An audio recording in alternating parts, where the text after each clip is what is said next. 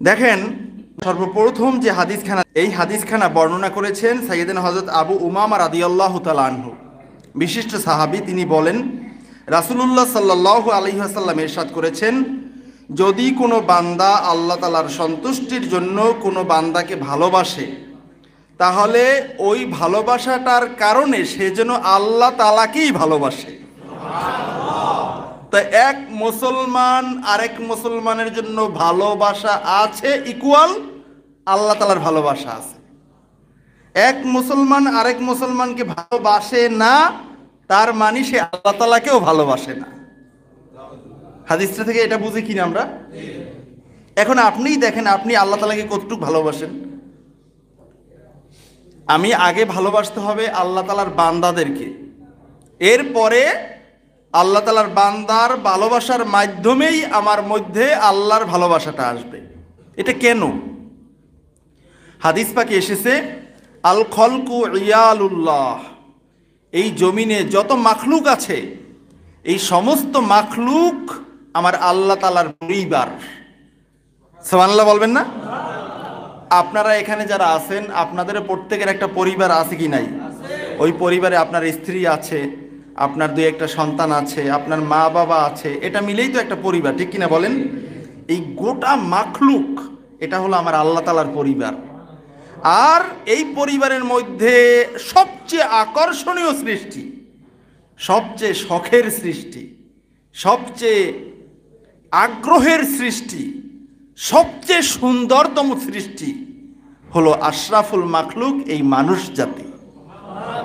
এখন এই মানুষ হয়ে যদি এক মানুষ আরেক মানুষকে পছন্দ না করে, ভালো না বাসে, তাহলে আল্লাহ তাআলার ভালোবাসাটা প্রমাণিত কেমনে হবে?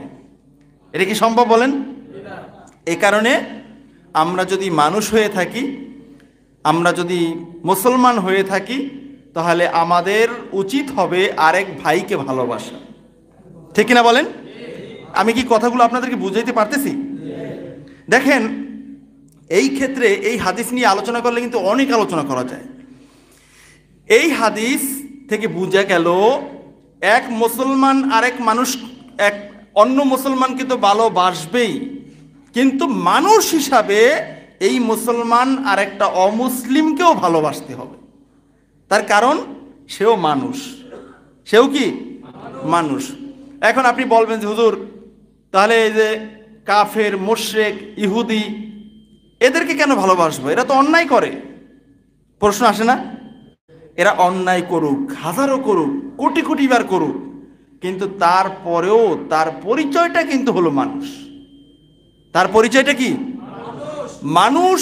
সেও মানুষ, আমিও মানুষ। মানুষ হিসাবে আমি তাকে ভালোবাসি। তবে সে যে আকীদা পোষণ করে, সে যে আমলগুলো করে, ওইগুলোকে আমি ভালোবাসি না, ঠিক কিনা বলেন? এ কারণে মাসআলা এসেছে, কোনো একজন মানুষ অমুসলিমের ঘরে জন্মগ্রহণ করলো, এরপরে সে পরিণত বয়সে এসে ইসলাম কবুল করে মুসলমান হয়ে গেছে, কিন্তু তার বৃদ্ধ পিতা এখনো অমুসলিম আছে। ওই বৃদ্ধ পিতা সে মন্দির ঘরে, পূজার ঘরে পূজা দিতে যায়, সকালে যায়, বিকালে যায়, দুপুরে যায়। যাওয়ার সময় সে হোঁচট খেয়ে পড়ে গেল।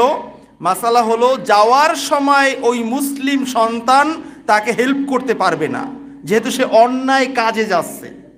কিন্তু আসার সময় যদি আপনি দেখেন, পূজা দিয়ে, সাজদা দিয়ে, মূর্তির সামনে মাথা নত করে বাবা আসতেছে, আসার পথে সে আর আসতে পারতেছে না, সে হোঁচট খেয়ে পড়ে গেছে, আপনি সন্তান হিসাবে, ইসলাম বলে আপনার ওই পিতাকে আদর করে, যত্ন করে ঘরে নিয়ে আসবেন।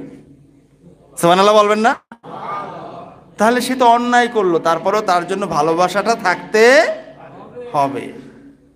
এখন একজন অমুসলিম, একজন কাফের, একটা মুশরিক, তার ওই মতটাকেই শুধুমাত্র আমি ঘৃণা করব, কিন্তু তাকে ব্যক্তি হিসাবে ঘৃণা করার কোনো সুযোগ নাই।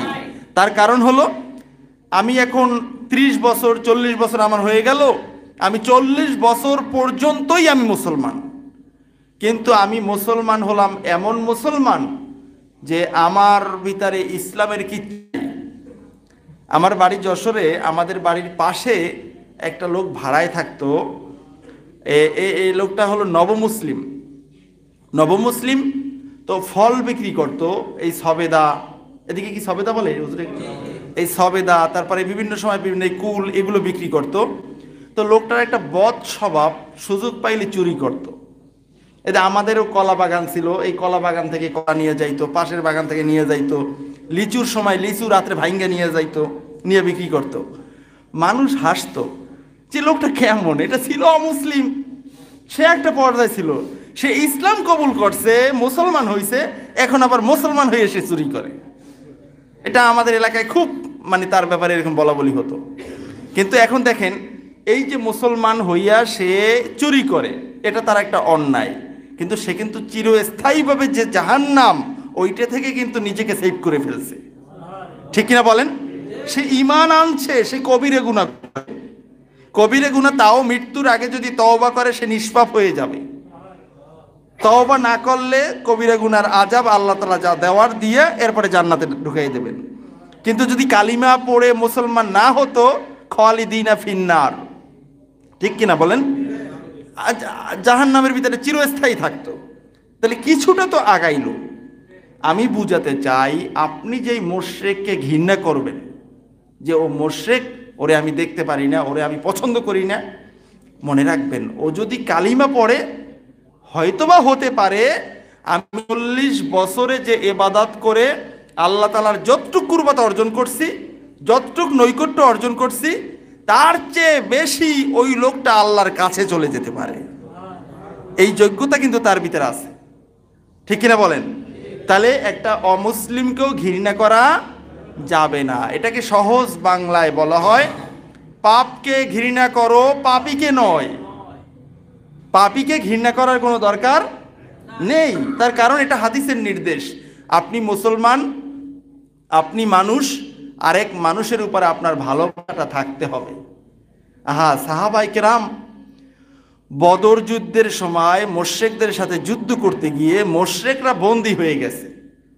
70 জন বন্দী হয়েছে না? এই বন্দী হওয়ার পরে মুশরিকদেরকে এক এক সাহাবী নিয়ে গেছেন, এক একজনের অধীনে, এক একজনের দায়িত্বে কিছু কিছু বন্দী দিয়ে দেওয়া হয়েছে, যে নাও এদেরকে নিয়ে তোমরা যত্ন করো, তোমরা রাখো। ইতিহাস সাক্ষী, মুসলমান সাহাবী তারা খাইতেন খেজুর, আর রুটিটা বানাইয়া ওই মুশরিক বন্দী অমুসলিম তাকে দিয়ে আসতেন।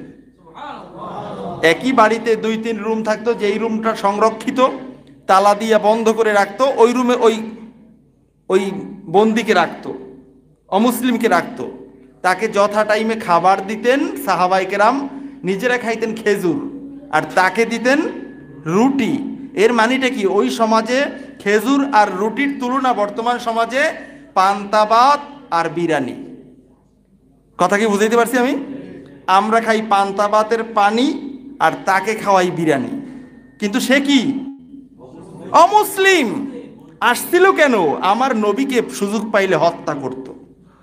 কিন্তু তারপরেও সাহাবায়ে কেরাম তাদের সাথে ভালো আচরণ করেছেন, খারাপ আচরণ করেন নাই।